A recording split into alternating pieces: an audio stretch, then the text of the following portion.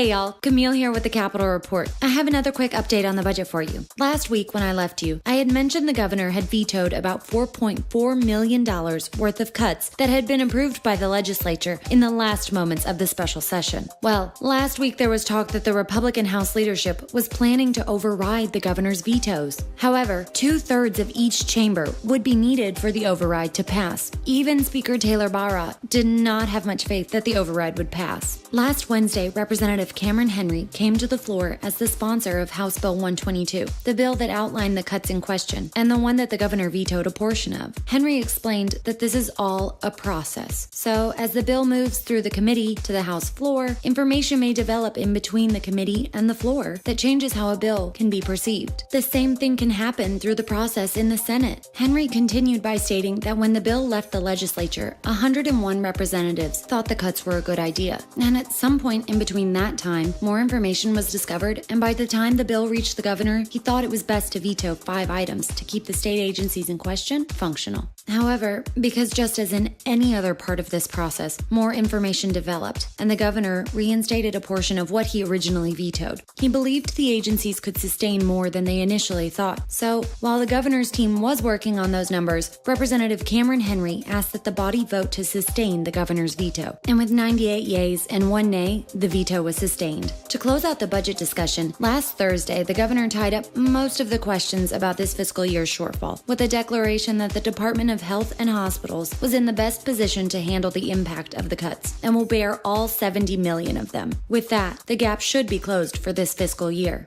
Back to session. Last week I had mentioned that Representative Tanner McGee's House Bill 634, his first bill as a state representative, was up for discussion in the House Civil Law Committee. If you remember, this bill adds appropriation to the list of surface acquisitions where the prescription of the mineral right is interrupted. The bill was reported favorably and will move on further in the process. We will continue to monitor this bill, but see no negative impact for the industry. In other not-so-serious news, 2 other bills of note were brought to the floor. First, Representative Melinda White's House Bill 179 adds some variety to your wardrobe in the form of blaze pink for hunting season. The committee was hopeful to see samples once the bill made it to the House floor. So, now if this passes, all of us female hunters who know orange really is not our color have another option. Second, Representative Jay Morris fielded questions from committee all the way to the floor concerning his tax-free House Bill 164. This bill designates the passion butterfly as the official state butterfly. While there was concern brought to the floor about the poisonous nature of the caterpillar, the award of my favorite question has to go to Representative Pat Smith, who asked Jay Morris if the bill had morphed into anything else.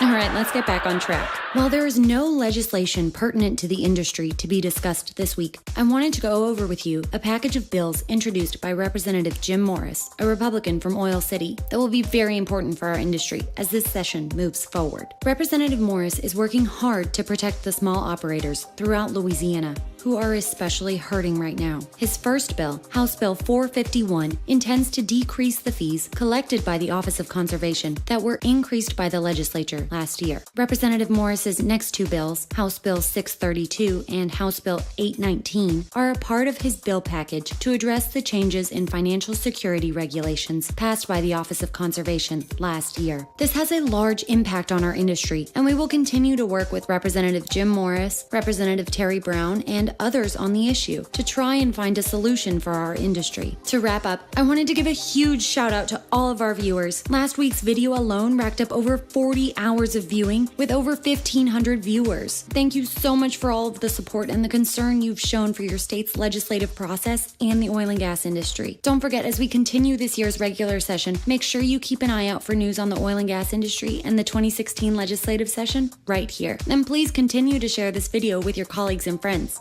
Until next time, this is Camille Ivy-O'Donnell with LOGA TV.